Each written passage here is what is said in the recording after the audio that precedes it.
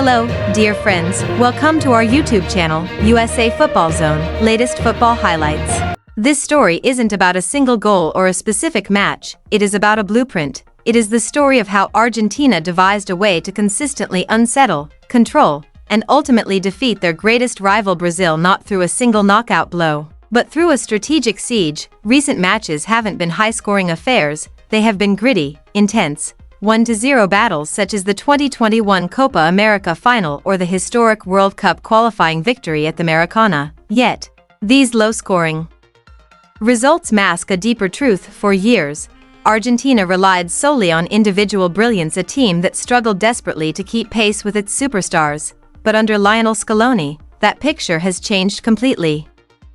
They are now a cohesive unit, a strong, intelligent, and unified force that stifles its opponents.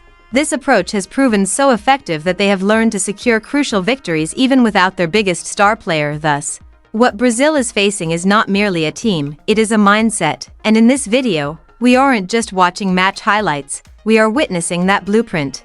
We are seeing the core tactical principles Argentina employed to systematically neutralize their opponents one by one until nothing remained for them but to watch Argentina celebrate. This is how Argentina shattered Brazil's rhythm and broke their morale. To understand how Argentina operates, one must first grasp the puzzle they create. On paper, their formation might appear to be a standard 4-4-2 or 4-3-3. In reality, however, it is far more fluid and complex. The foundation of Lionel Scaloni's strategy does not rest on fixed positions, rather, it centers on creating a form of controlled chaos. For any team playing against them, particularly an attack-minded side like Brazil, the biggest headache is space.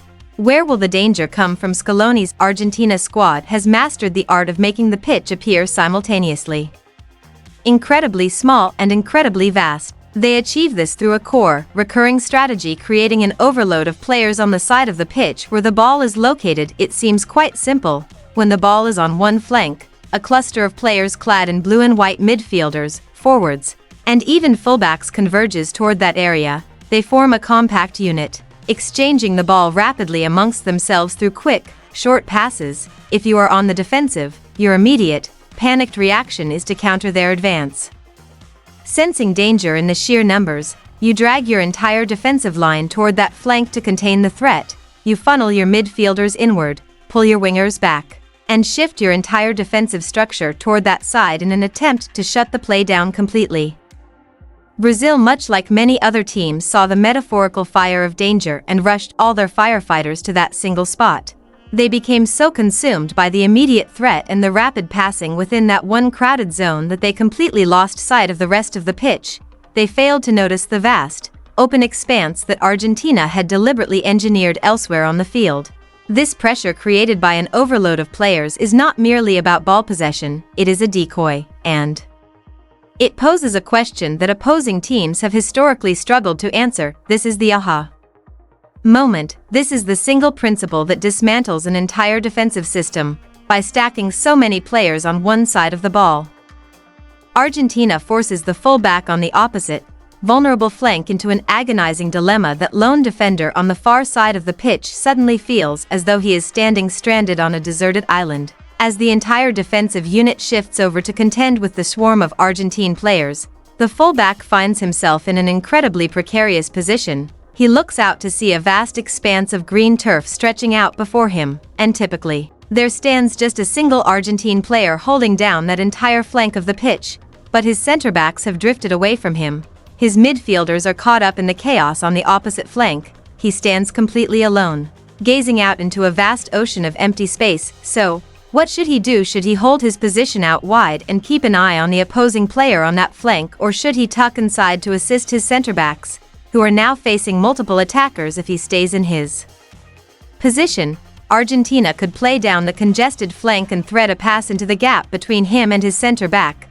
But if he tucks inside, as most defenders are taught to do to maintain defensive cohesion, he leaves the entire wing completely exposed. This is where the domino effect begins. The first domino is the numerical overload. The second is the panicked defensive adjustment. The third is the attack down the vulnerable flank, leaving the fullback completely isolated.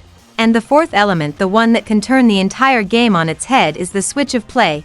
now that the defense has collapsed inward and lost its balance. A player like Enzo Fernandez or Alexis Mac Allister receives the ball amidst the crowd and, in an instant, fires a long, powerful, diagonal pass toward the now unmarked player on the opposite flank. Suddenly, a player like Noel Molina, an attacking fullback or an overlapping winger, finds ample space to push forward. The defense, having just expended all their energy shifting to one side, is now forced to scramble back in panic and confusion. By the time they arrive, it is often too late. Either the cross has already come in, or the ball is being laid back toward the edge of the box, where other players have already arrived. This is no coincidence, it is a well-drilled, repeatable attacking strategy. Lure, switch direction, turn the play, and punish. It is a perfect example of tactically manipulating a single key maneuver is enough to dismantle their entire defensive structure. Moments of such tactical clarity transform your perspective on the game. If you enjoyed this analysis and wish to understand this beautiful game in greater depth, be sure to subscribe to our channel and hit the bell icon so you don't miss our next analysis. It is this tactical blueprint that transforms Argentina's possession-based game into a truly potent attacking force. Once an opponent's vulnerability is exposed, the outcome of the match becomes all but inevitable, and Argentina possesses a multitude of ways to beat you. A common outcome of this strategy is a midfielder making a late run into the attack, following a diagonal pass as the opposing team scrambles to halt the flank attack. The central space becomes vacated. Players like Rodrigo de Paul or Enzo Fernandez, who were involved in the initial build-up, do not simply stand idly by. Instead, they make late, unmarked runs toward the penalty area, keeping the play alive. A cutback pass from the flank provides them with ample space, often allowing them to take a clean shot from the edge of the box. Another powerful tactic they employ is the underlap. The moment the ball reaches a player on the flank, an attacking midfielder sprints into the gap between the panicked fullback and center back. This creates a 2v1 situation on the wing that is almost impossible to defend. Should the fullback step up to stop the player with the ball, or should he chase the runner? Whichever option he chooses, it proves to be the wrong one. This often results in a player breaking through the defense to provide an easy, guaranteed assist. Even when their most crucial player, Lionel Messi, is not on the pitch, the system still guides them to victory. In fact, his absence sometimes highlights its effectiveness even more clearly. This system does not rely on a single player, rather, the system itself becomes the star. The ball moves with a purpose dictated by the team's structure, and attacks become more direct and incisive, with players like Julian Alvarez constantly probing the gaps behind the opposition's defensive line. This is psychologically devastating for opponents.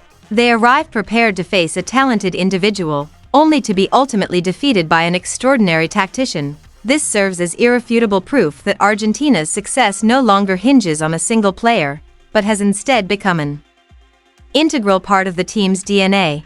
In recent matches, Brazil's true nightmare was not merely witnessing the collapse of their own defense, but also watching their own star-studded attack be completely stifled. Argentina's offensive strategy is built upon a robust defensive foundation. They don't just outplay you, they make it impossible for you to play at all. When Argentina loses possession, their counterpress is immediate. Since they commit so many players to the attack, several of their players are already positioned nearby to recover the ball the instant possession is lost. This is the essence of their formidable counterpress. They swarm the player in possession, cutting off every avenue for a simple pass, and forcing him either into an error or into playing an ill-advised long ball. For Brazil, there is no respite. The moment possession changes hands, they are confronted by a wall of players, which prevents their creative attackers from finding the necessary rhythm and space. Even if they manage to break through that initial press, Argentina effortlessly establishes a dense, narrow 4-4-2 midfield block. Their defensive lines remain so tight that players positioned between the midfield and defense find absolutely no opportunity to receive the ball. The entire team moves in unison, shifting back and forth across the pitch, thereby funneling play out toward the wings and flank. It feels as though the ball is never truly in their possession.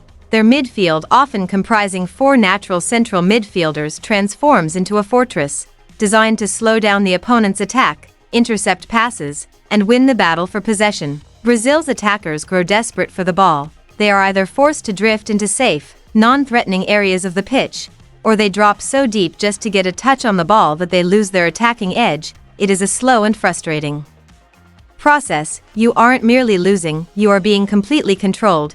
The game unfolds entirely on Argentina's terms, whether they are in possession of the ball or not. This tactical rigidity breeds frustration on the pitch and heartbreak off it. Brazil's winning streak against Argentina did not come to an end due to a single isolated error, but rather stemmed from a gradual realization that, tactically, they had been thoroughly outmaneuvered. Fans are witnessing a radical transformation in their greatest rivalry.